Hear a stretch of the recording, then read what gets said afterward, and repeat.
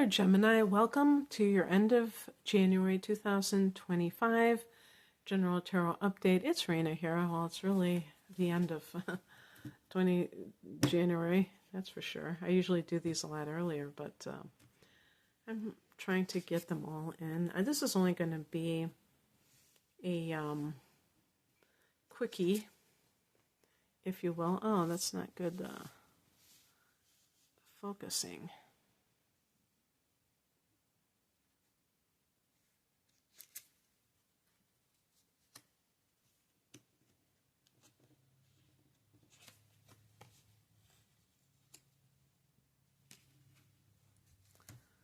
I think I'll just pick one more card because it's like a... Okay. Oh, there we go. Okay, the heart of the matter is the Tower card. You know, I've done forecast for February, and one of the things I talked about was that can actually be the beginning of eclipse season, and I always associate eclipses with whatchamacallit, the Tower card, because it can be like that sudden shift in direction in a person's life that's kind of like, it feels faded. It doesn't feel like they're doing it themselves, that they're really involved in it, but it does feel very chaotic, and it can be a little bit, I don't know, overwhelming because of that. So I'm going to talk about the sudden shift, and I'm going to bring in this card that could be the catalyst, the past position, the Hierophant, which is a card of marriage. So if a person has been unhappy in their marriage, it could be that suddenly they can't do it anymore. And you know, some people are like that. Some people, it's just like kind of the boiling frog syndrome, where it's like they don't realize, you know, that they're in that situation until it's too late. And when I say too late, it doesn't mean that they can't leave, but they're just like, oh my God, you know, it's just like a gradual sense of malaise.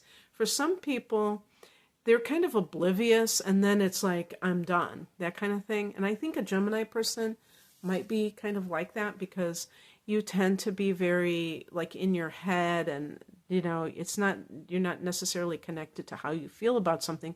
And you can, you know, when people are thinking about things, they can kind of really be theoretical and abstract. And so then something happens that makes you realize, wow, this is really not what I want. And then you kind of like go, okay, bye, you know. And it can feel like, almost like,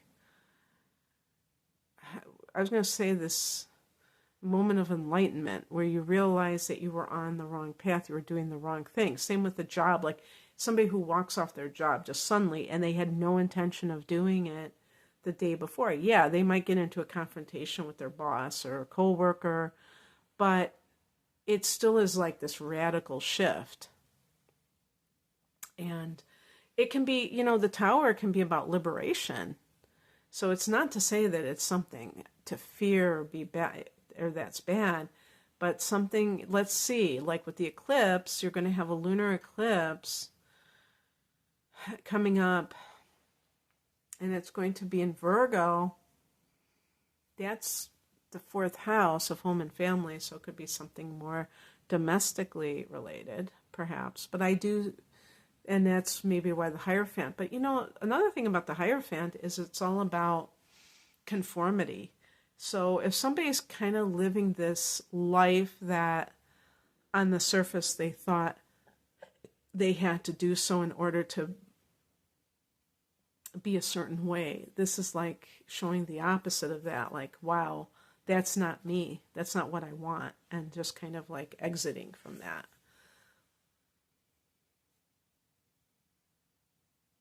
What's coming in? The 9 of Wands. This is a card of boundaries. Perhaps you realize that you have allowed other people to basically walk all over you, and this could be in the workplace, like, being very adaptable, being a mutable sign who's very flexible and willing to do something. And then you look around and like people are taking advantage of your flexibility. Or in a marriage, you realize that the way that you're being treated isn't acceptable. The outcome card, now I'm going to hold it upright. Two of Swords can be like being at the horns of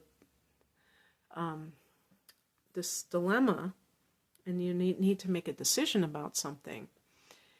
And it's interesting that in this deck, they have the Sun in the central position here between those two blades. Because, now that I think about it, it's really brilliant. Because really, when you're making this decision, it's based on maybe your dignity. Maybe you don't like the way you're being treated by someone, be it in a marriage or your personal life or in the workplace. Like, I deserve better. Or the Sun can represent your aspirations. Maybe you feel like you're selling yourself short, or you're not doing, you're avoiding your creativity. Now, this is in the reversed position. So how I interpret this, it can either be that your indecisiveness is over and you're ready to take action, or that you are refusing to take action, like you're afraid to change. So I would say those sun sign Geminis who have Mars in Taurus, this might be you, because you might be overly cautious, or you may be just attached to whatever it is that you've been dealing with thus far. And you're like, I don't want to upset the apple cart here. So I picked a clarification card, and I got the Four of Wands. So if this is like a domestic situation with the Hierophant, with a marriage situation, and you have children, but even, I guess you don't even have to have children, you may be like, what is going to make it so that when I go home every day, that I don't dread going home? Because the Four of Wands can be a very joyous domestic situation. And maybe that joyous domestic situation is you coming home to an empty house and you're not with a partner that you can't stand. That could be it. But also in the workplace, like, are you working? Four of Wands can be a new house. Are you sacrificing your happiness for where you live? Would a studio apartment, not be more joyous than a McMansion that you have to work 60 hours a week and you just absolutely hate your job, and you're like the Tower card, you're like, something has to give? These are all questions to ask yourself, Gemini. All right, that's what I have for you. I hope that this resonated. If you would like a private reading, be it astrology or tarot or both, please click on the link below for my offerings. Take care. Bye.